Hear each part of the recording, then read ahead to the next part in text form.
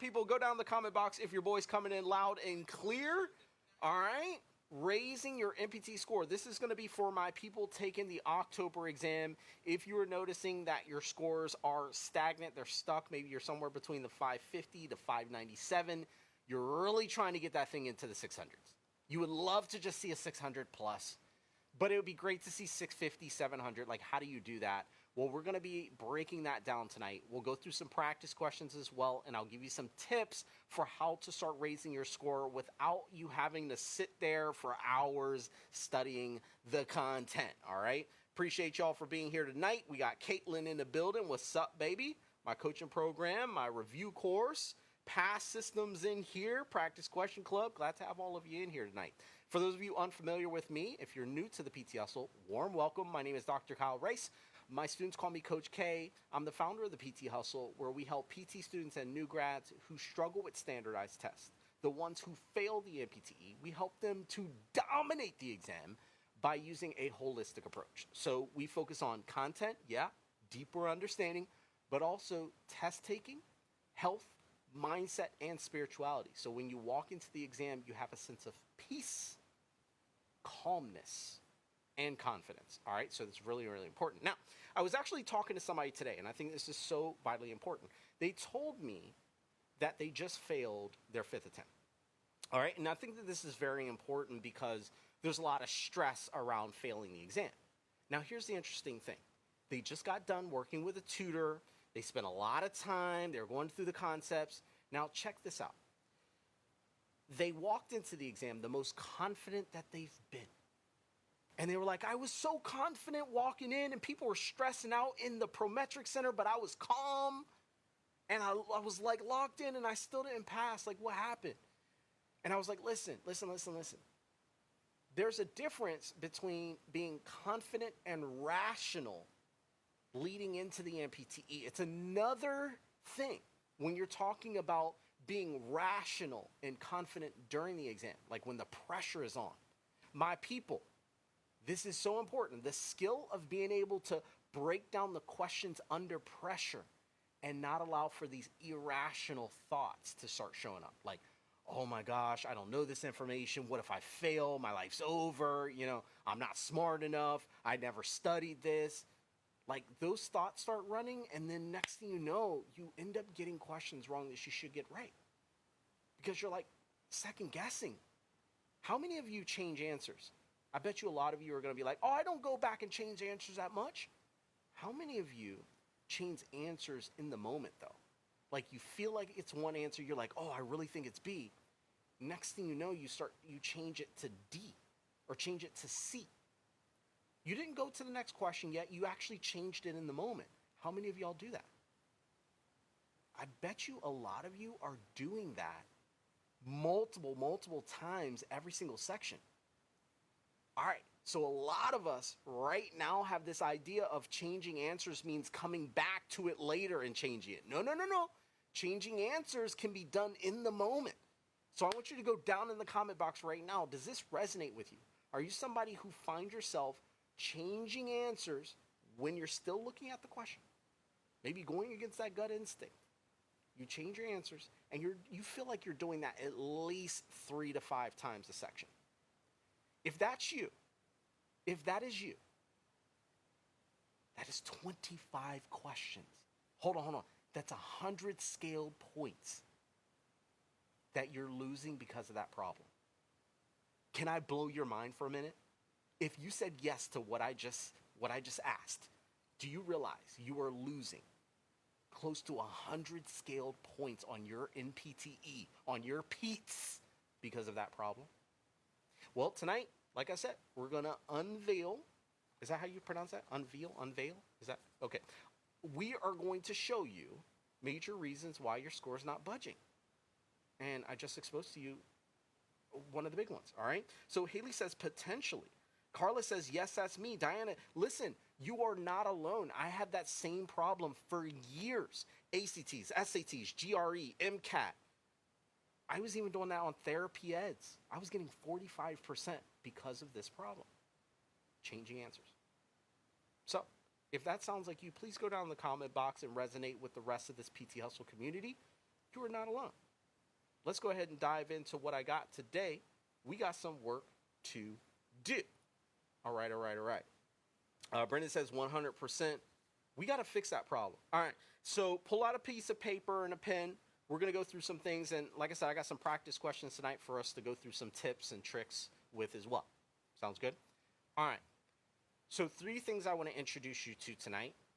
My reasoning for bringing this up is because there's a lot of you that have stagnant scores. Can you go down in the comment box and let me know if you are freaking pissed, you're frustrated at continuously seeing 58%, 57%, 62%, or 65% repeatedly, or 67. Like you really want to see 75s, 80s, but you're not seeing it.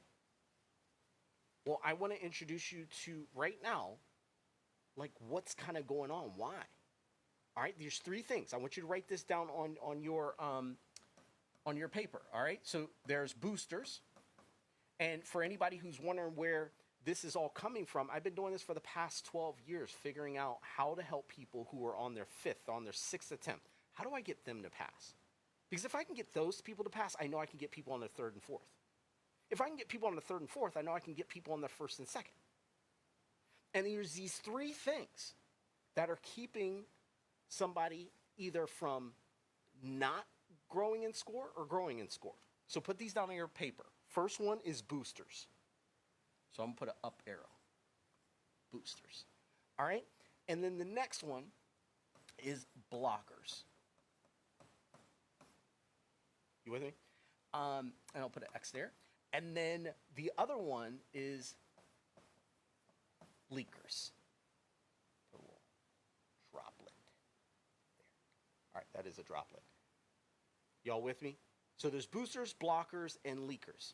So let's talk about the far left one, boosters. What the heck is that? All right. So a lot of us, we don't know what actually increases our scores, like what would actually help with it. So I want to identify those things for you right now. There's either these 3 major areas. It's either internal, external, or actions. And so what I mean by internal, so things that can boost your score internally, it has to do with your mindset and beliefs. So if you have a growth mindset, from the standpoint is like, oh, I know I can improve my musculoskeletal score. I know what I need to do that. Like you have more of that empowering type of mindset. That could be it. Internal locus of control, like you have control over your results. Like you know the work that you put in is going to translate over. And you have that mindset. You don't believe like it's just due to chance. Well, that's a score booster. If you have a quiet environment, that's an example of an external type of factor. All right, comfortable seating, lighting, temperature in the prometric center or with your practice exams, those are all external ones. All right, and then actions, things that you're putting into place. Let's say a test-taking system. Like when you get down to the final 2 answers, your system for how you pick that final answer. A system where it's reproducible, you know how to get down to that right answer and be comfortable doing it and confident. That's a solid test-taking system. That would be an action. All right, a pacing. How many of y'all pace yourself during the NPTE, allowing you to make sure that you have really good energy throughout? Go down in the comment box, let me know. Do you have a good pacing system? Breaks every 5 to 10 questions. Maybe you're taking breaks every section in between the sections. That's solid. All right, those are different actions that can boost your score. All right, how about eating? Eating before the exam, eating during the break time to make sure you got good fuel. Yeah, all of those are boosters. Do y'all get the point about boosters? I mean, that's pretty much straightforward there, I think. All right, there's a lot of things that can boost your score depending on what exactly you need. But it's internal, external, or straight up actions that you do. So those boost your score. Great. For those of y'all who are inside of our practice question club or pass system, those are a lot of test strategy boosters. Those are there to boost your score from a test strategy perspective. All right?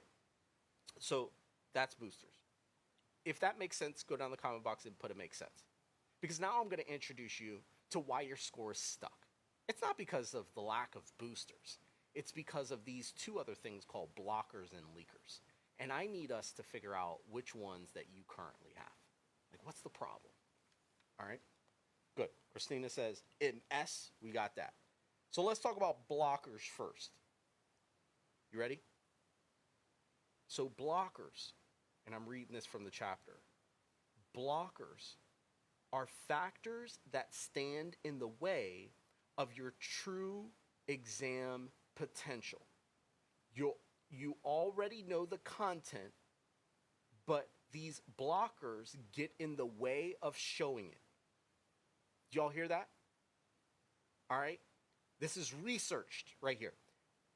Blockers are factors that stand in the way of your true exam potential. You already know the content, but these blockers get in the way of showing it, showing the potential. So there are three types. And I want anything that kind of like resonates with you tonight. Can you put that down there in the comment box? Casey, can you do it? All right, so internal, let's talk about that. How many of y'all have test performance anxiety, racing thoughts, blanking out when you see certain concepts pop up on your practice exams or the NPTE if you've taken it before? All right, so I'm going to put that one down. So anxiety, we talk about racing thoughts or blanking out. Does that happen to you? Go down the comment box and put yes, that's a big one. All right, what else does it say here? Perfectionism. This idea that if I don't get this question right, this is going to be the be-all, end-all. This is what's going to cause me to fail. I have to get this question right. That type of mentality, what does that lead to? Second guessing every single one of these questions. Because it's like life or death. It's irrational. It's irrational to think that every single question is make or break. Anybody fall into that? I know I did. I used to be like, in my exams, y'all, pretty much like sweating bullets. Like I would get that certain questions and I would literally be there trying to like, it's like grabbing the steering wheel, like, oh my gosh, if I get this one wrong, it's going to be it. But what does that lead to? Does that make sense? Second guessing, fear of failure, changing answers, overthinking and getting like, okay. So overthinking goes in this list as well. These are all internal, by the way. Internal blockers. Okay? So anxiety, perfectionism, overthinking. Is that anybody? Is that anybody right there? Okay. I'm going to do the next ones, which is your external ones. These are pretty straightforward.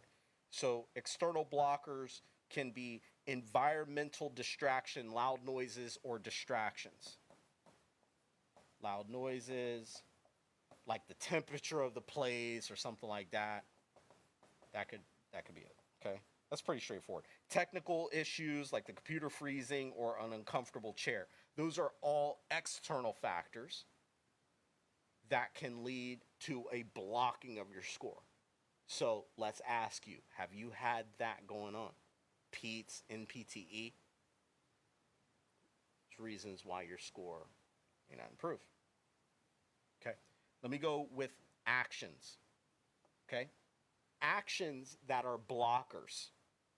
Poor test strategy.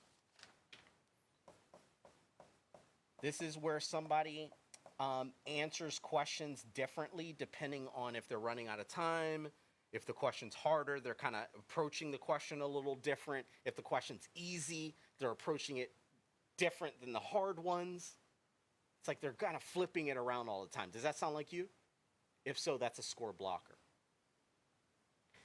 Let me read this to you again. It says here, blockers are factors that stand in the way of your true exam potential, which for a lot of you is a 700 or more.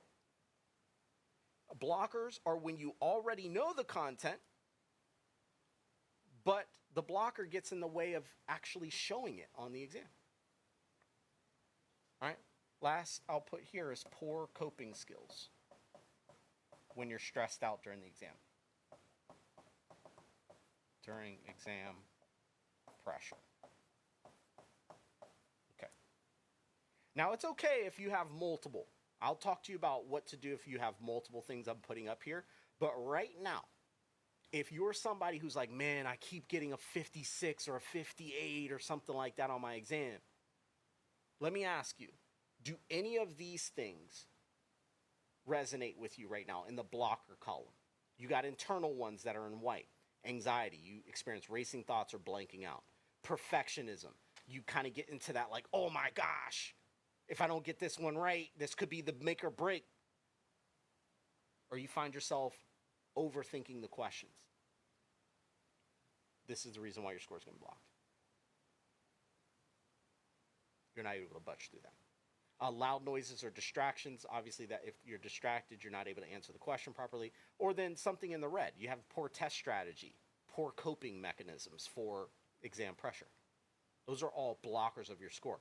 So what I'm saying to you right now, it doesn't matter how smart you are. You can be like, oh, I'm spending 12 hours a day, coach. I'm doing all this hard work, coach. It don't matter. Don't matter. Because if you have a score blocker, the score is not going to budge from where it is. It'll probably stay within 3 to 5% of the current number it's at. Is this making sense? Go down in the comment box right now. I'll give you a moment. I know I have some people that are just tuning in right now. All right, we're going over reasons why people's scores are stagnant. You're not seeing just like awesome progression in your scores. One of the reasons is that you have a score blocker. All right, Casey, so we got internal ones for sure. Oh, that's a big one, test day, very big overthinker. Okay, all right. Okay, pick out yours. Let's go to leakers. If you don't know what leakers are, let's kind of hit it. I'll try to change my color here. What other colors we got? Oh, we got yellow. All right, I'll do yellow leakers. The internal ones, all right? So first, let me read to you this definition. It says factors that drain your score because there are true gaps in your knowledge, your retention, or your application. Unlike blockers, you don't have yet the foundation to get the answer right. These are leakers. Okay, so you got internal leakers. Poor long-term retention.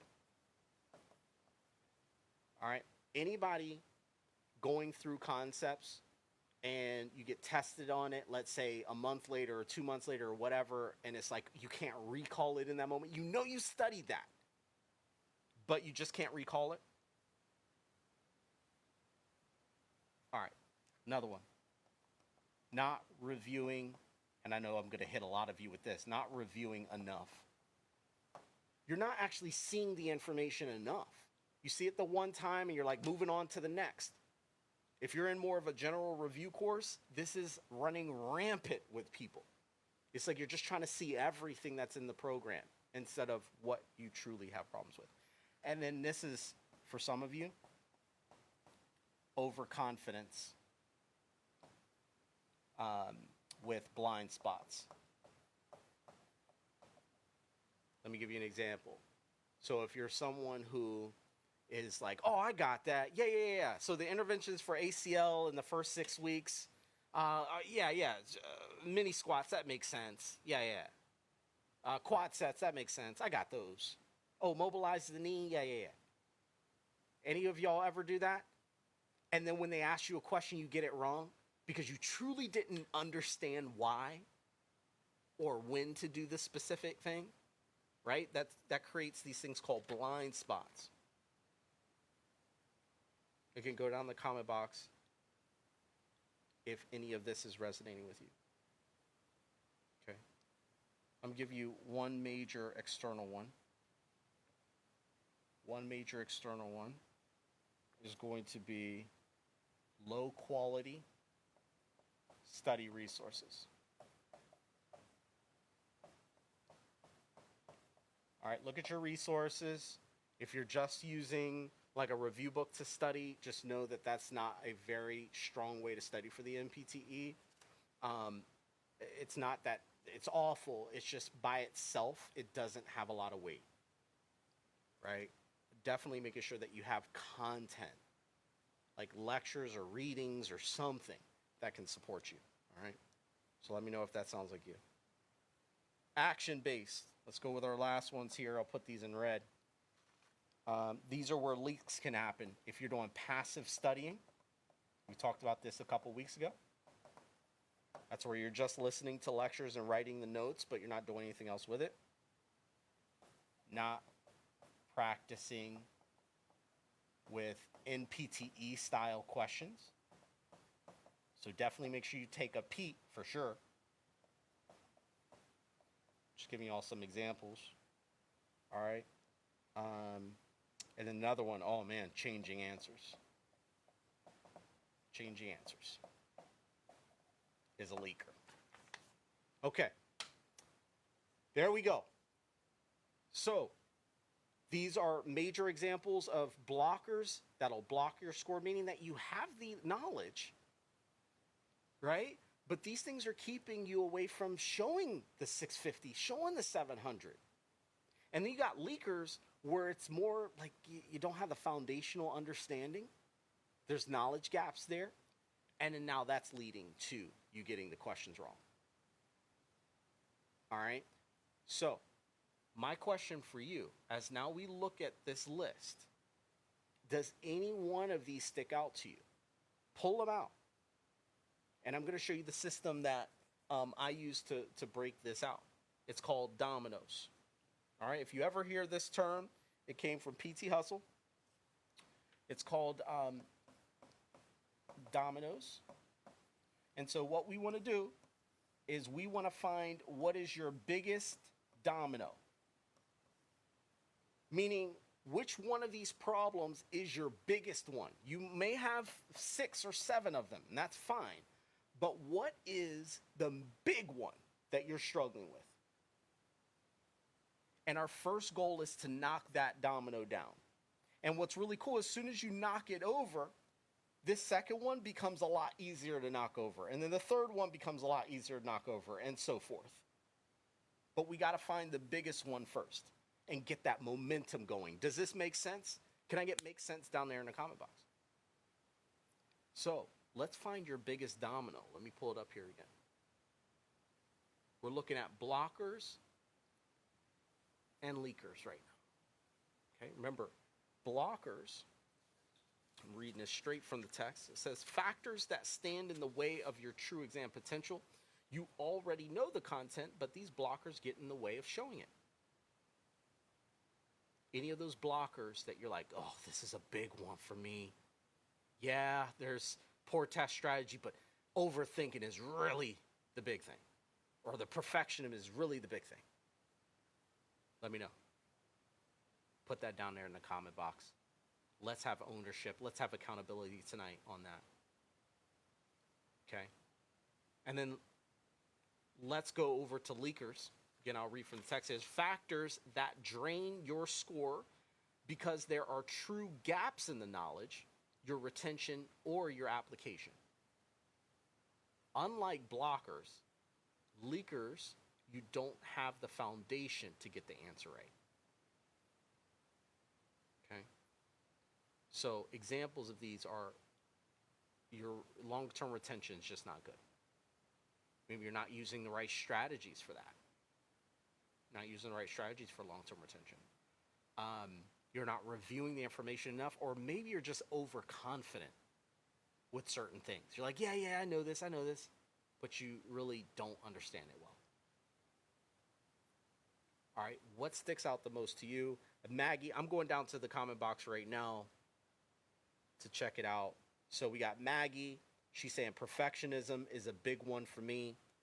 Ashley says overthinking, racing thoughts, changing answers. Y'all give love to these. Maggie, you're not alone. Ashley, you're not alone. Put it down. What is your big domino?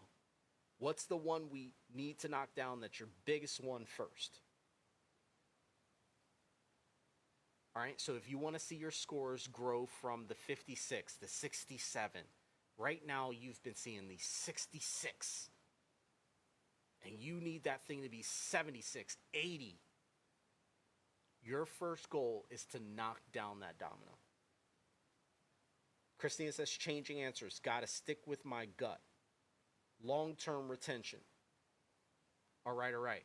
So I'm going to give you all some quick tips on this, and then we're going to jump over to some questions, all right, for the next 15 minutes. So as you're looking at this list, I saw some people saying poor long-term retention. Actually, a lot of you are saying that. Okay, great. So if it's poor long-term retention, the great news here is that you are seeing the information. That's the great news. You're there. The problem is you're not holding on to it. So instead of you continuously studying and doing it the way that you're doing it, we got to switch up your strategy. Stay away from the superficial quantity type studying, and we got to switch over to the quality. I'm here to retain as much as possible, not see as much as possible. We got to switch that strategy because that's one of your big leaks. It's like a bucket, and you have holes in it. And right now, you're spending all this time. Maybe you're spending 8 hours. Go down in the comment box, Casey. How long are you spending studying? Right? How long is that for you? 4 hours, 6 hours, 3 hours? Just know that your bucket has holes in it right now, and you're wasting all that time. Shoot, you might as well go to the pool. You might as well go get your nails done, girl. You over here wasting time. Right? So let's plug up those holes by fixing the retention strategies.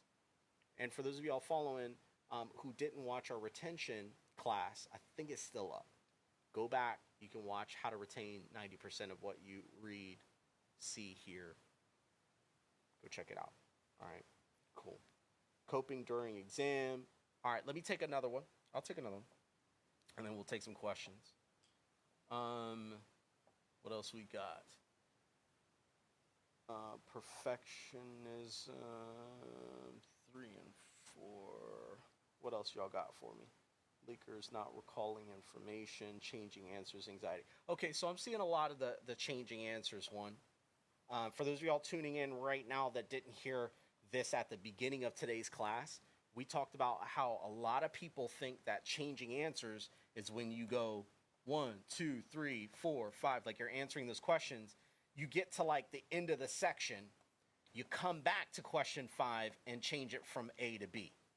And they're like, oh, that's changing answers. Yeah, that is changing answers.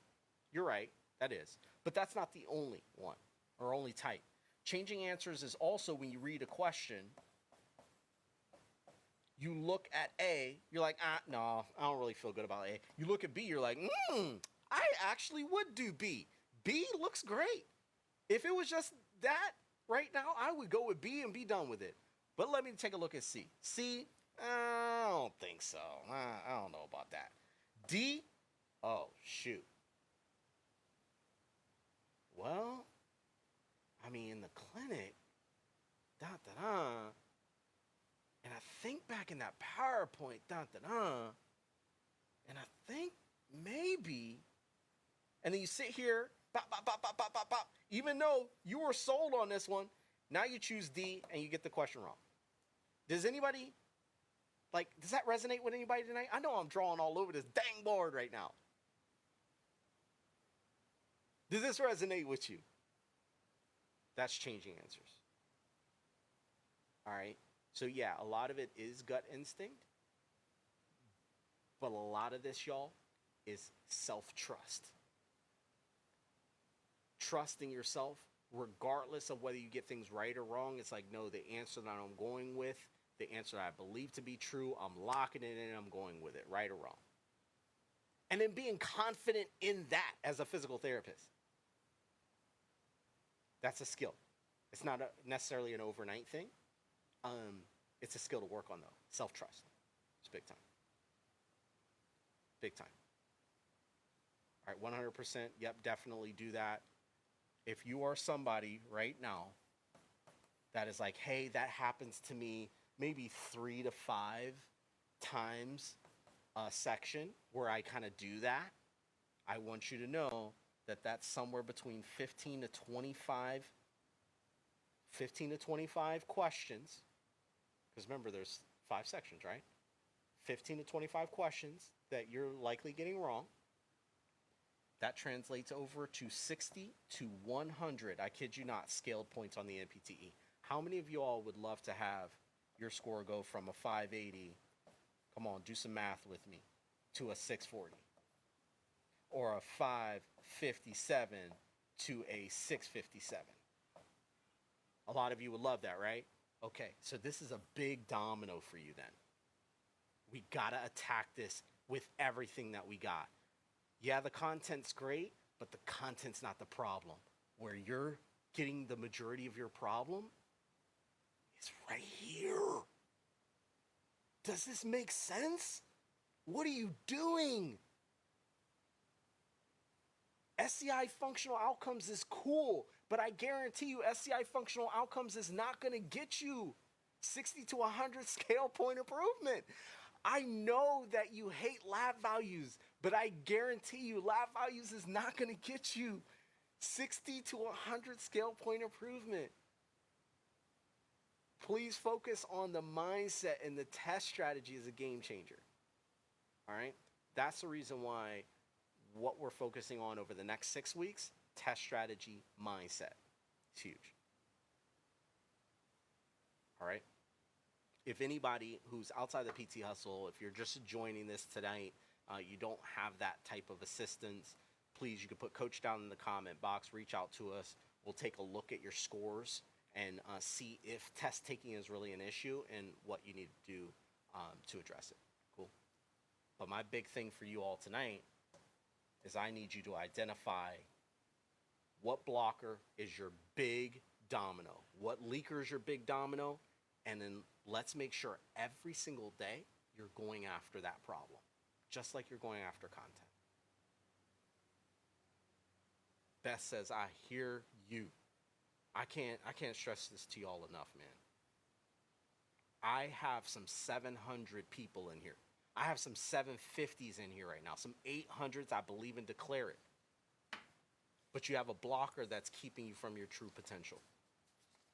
It's time to take it back. All right. I got some practice questions for y'all tonight. If tonight was helpful, go down in the comment box and leave me your takeaway. What is your takeaway?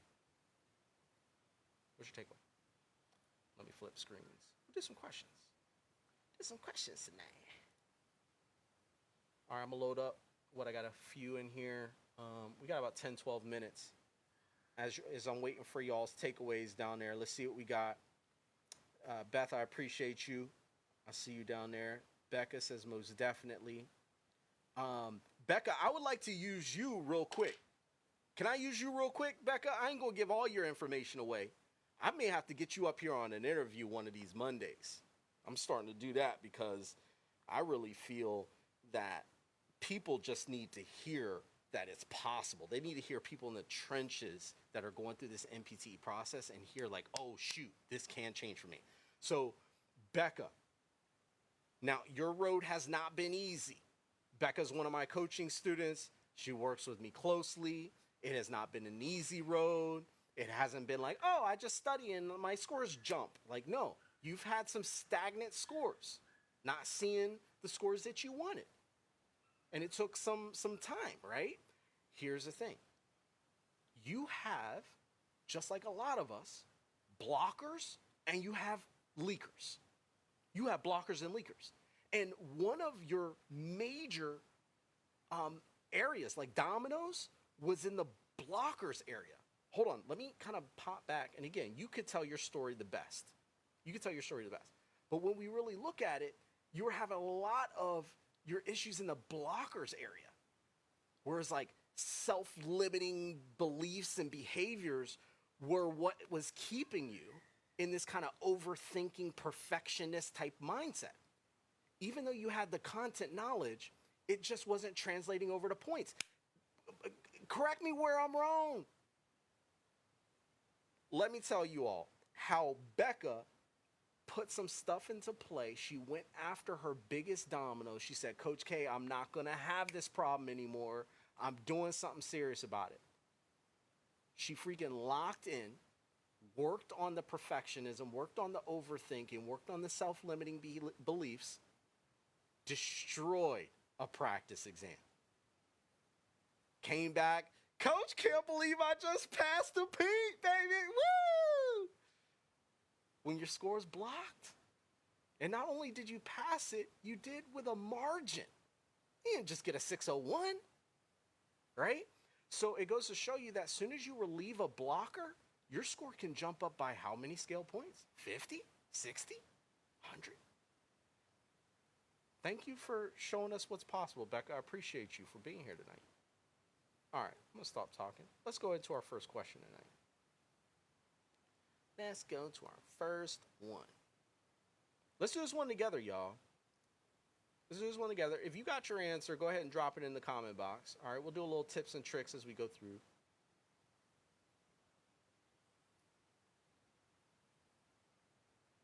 So I want you to pull out your keywords, all of that stuff. So we got a patient with severe knee osteoarthritis, reports difficulty with walking.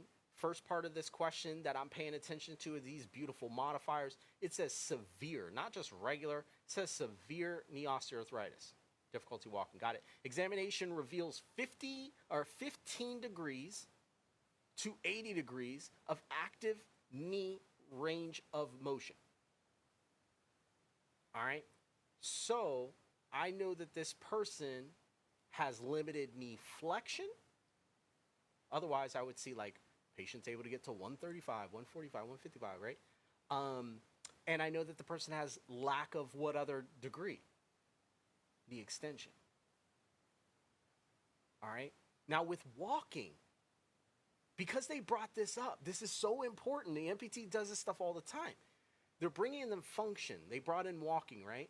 Can you tell me what degrees of motion is responsible, or do we need, I should say, for walking? Tell me the amount of knee extension that I need, and tell me the knee flexion that I would need as far as degrees.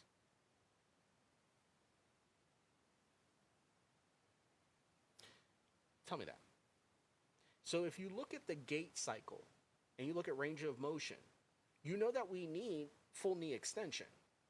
Like that's a part of it, right? You have full knee extension where you're going into initial contact. You have pretty much knee extension when you are in mid stance. So I should have 0 there. And if I don't, it starts to create gait deviation and compensation, all that. Now, how much knee flexion do I need for gait?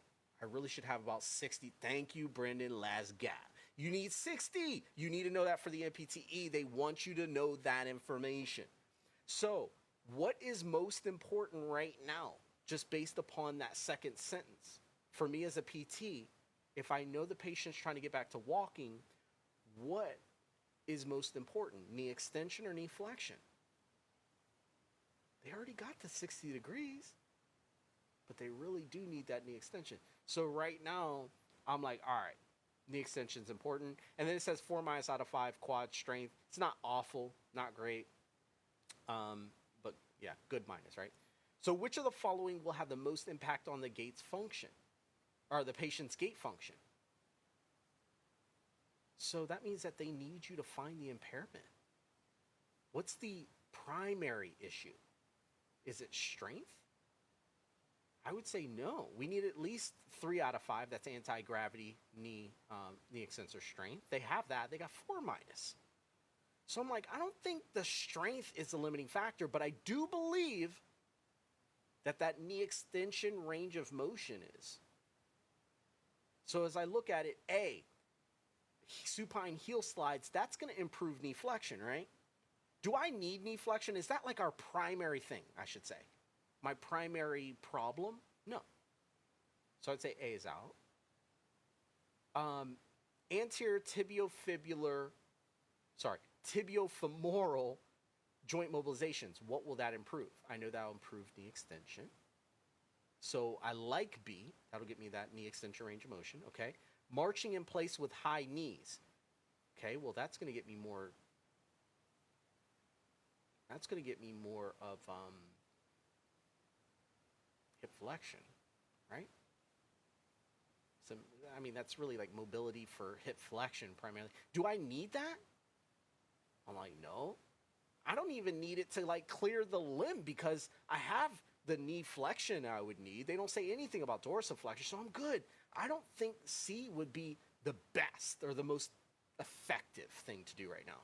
Wall squats, which I'm like, all right, with the ball between the legs, working on more quad endurance and adductor endurance. Right? And so I'm like, is that what we want? Okay. So I would definitely say the one that's going to improve range of motion would likely be our best option, and knee extension range of motion. So it's anterior tibiofemoral joint mobilizations is what I would say would have the most effective impact. Do y'all see how we got down to that answer? All right, I'll say that that's best there. Now, any exercise that's going to improve more of the knee extension, I'm like, knee extension, like strength. I'm like, but the patient already has 4 minus. They could be better, but that's not what's going to keep them from getting full knee extension. They have enough to get that. Are y'all with me? Can I get make sense down in the comment box if y'all follow that one? This is the type of question I expect to show up on the NPTE. Here's the tip for you. As you're studying, if you're somebody that's like, oh, when they ask me kind of like that foundational knowledge, I kind of get tripped up, or I don't understand what they're asking me for. If you look at this question, they're really trying to pull you back to, hey, what is the knee range of motion that we expect to see? What is most important for gait?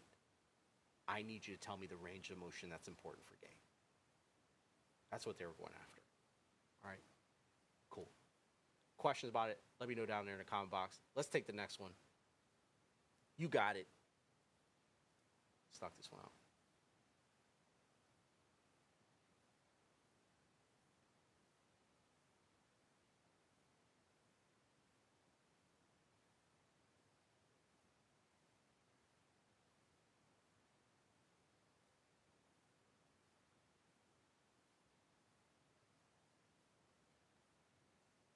All right. Here is a tip for you, baby. I expect spinal cord injuries to show up, functional outcomes, all of that. I know some of you have reached out saying that orthotics are troubling for you.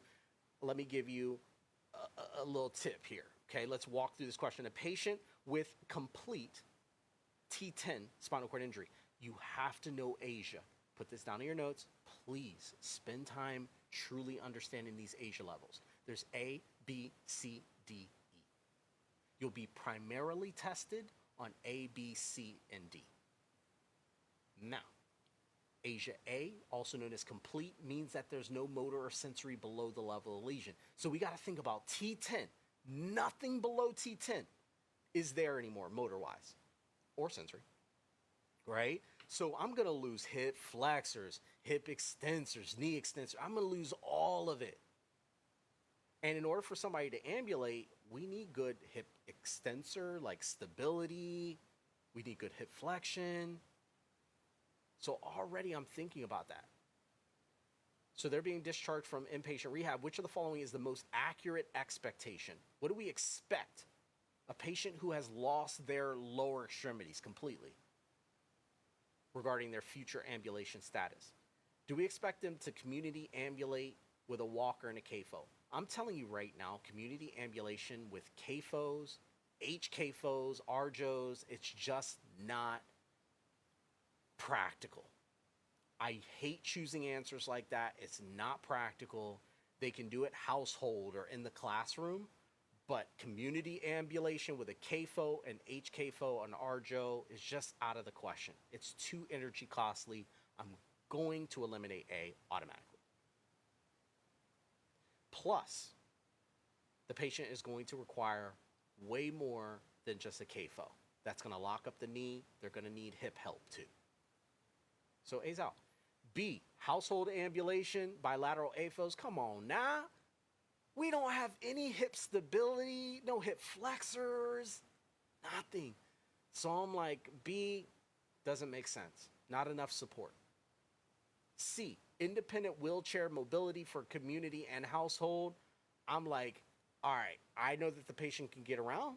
They got their upper extremities. Makes sense. I like it. Ambulation without assistive devices indoors. No, patient's going to need some assistive device to be able to get around safely and all that. D doesn't quite make sense. Best answer here is C. Now, what kind of would throw me off in the beginning is where it says things like ambulation status. Because I'm like, oh, I have to pick an answer that's ambulation. But when I look at it, I'm like, A, B, and D are not safe, too energy costly. I'm not going with those. I believe this test maker was looking for C. Because when the lower extremities are knocked out like this, it's the only one that makes sense. What answer did you all get? Go down in the comment box, let your boy know. All right? My gut instinct, and this goes for all my people right now who are like, oh, I second guess myself, and I have that type of issue where I select an answer and then I kind of go back on myself. No, you got to lock in, and whether you get it right or wrong, that's cool. Because we as PTs, we don't get everything right. We're not perfect, so don't act like you're perfect. You're not. So here's the deal. The answer that I'm choosing is the answer I'm going with. And if I'm wrong, I'll learn from it. But if I'm right, I confirm that I know what I'm talking about. That's it. There's no no wishy-washy. No wishy-washy PTs out here. That's not you. We're going to lock it in. And whatever answer we're going with is what we're going with. Can I get clear down in the comment box? If you're going to lock in, trust your judgment. And if you're wrong, let's learn from it. Can I get that down there? Let's do one more question tonight. Wrap this up. Let's do this one together. Last one of the night. We got this. It says, a 63-year-old female reports dizziness when rolling over in bed or looking up to place dishes on a high shelf. So I'm like doing that during the exam, right? Like I'm actually doing it. So it says reports dizziness, rolling over in bed, so rolling the head, and then lifting up like that. Okay, got it. She describes the sensation of spinning. All right, so room spinning is vertigo. Not all the time on the NPTE is dizziness mean vertigo, so got to be careful there.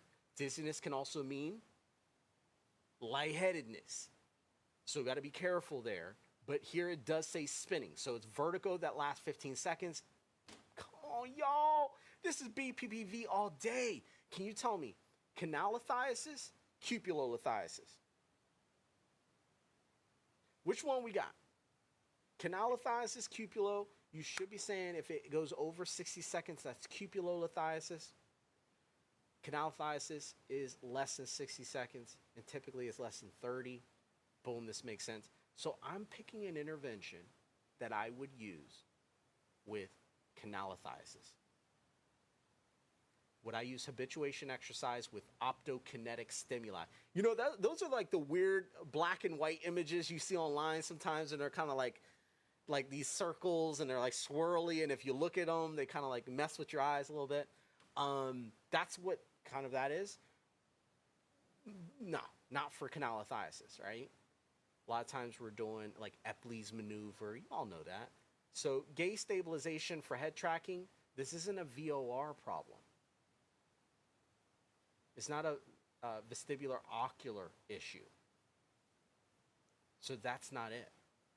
We're not going to go with that one. Canalith repositioning maneuver is another name for Epley's. Don't let the NPTE trick you. They like to use secondary names for things. CRM is another name for Epley's. I like it. Let's take a look at D. Romberg balance training with eyes closed. So a person standing with both feet together, right? Eyes closed. And that is going to work more of like somatosensory and vestibular function, but mostly somatosensory. Is that the problem? My somatosensory is impaired? Or I want to work on that? No. So D is out, leaving me with my final answer of C. Be careful. On the NPTE, they like to use secondary names for stuff. So what I like to do is if I'm studying something, I'll go over to Chat GPT real quick before I'm done. And I'll be like, hey, is there any other names for Parkinson's disease? Is there any other names for canalith repositioning maneuver? Right? And let it just search it real quick and see if there's any names that pop up. That way you could be exposed to it.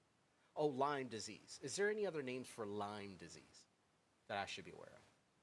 That way if it pops up, you're like, oh, that's Lyme disease. All right? Just a little tip to make sure that you're ready for any of the curveballs the NPT's got for you. Cool? All right.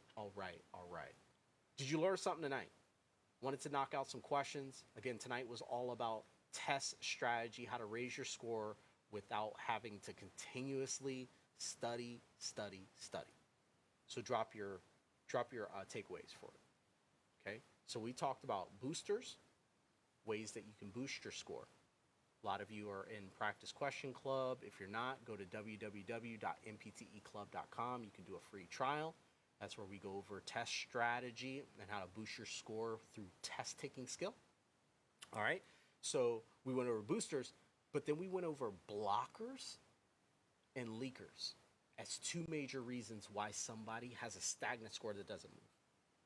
Tonight, we broke down which one is the biggest one for you. What do you need to be focused on day to day moving forward for you to push that domino over and start to see dramatic improvements? And we got people here tonight that have done it over the past week and have seen passing scores now on their PEATs, things that they weren't able to do before. So it can happen for you. We just need to take action today. Go down the comment box, leave your takeaways. Let's wrap up with a prayer tonight. And for those of you who are not a part of the PT Hustle, if you're looking for some assistance with raising your scores, all you got to do is put down coach in the comment box. Our team is going to reach out to you. We'll do a full workup on what's going on in your test prep, and then we'll see how we can help you. All right, so all you got to do, put coach down in the comment box or reach out to us, 727-732-4573. Coach K or Sabrina, if you could just drop that number down for our people. And let us start our prayer. Dear Heavenly Father, we come before you tonight, again, to give you all praise and all glory. Say thank you for another beautiful day. Thank you for just us being alive today. Because we know that if we're alive, that our better days are still to come. And we just want to say thank you in advance for that. Thank you for all the things that you've given us, all your blessings that flow out of your windows of heaven. We ask that you continue to guide us down the path of righteousness, that you forgive us for our sins, that you continue to open up doors that no man can close. And we thank you for in advance for your continued blessings. In Jesus' name we pray. Amen. Short prayer for you tonight. Continue to absolutely crush it. I'll see you all on the next one. Let's get it.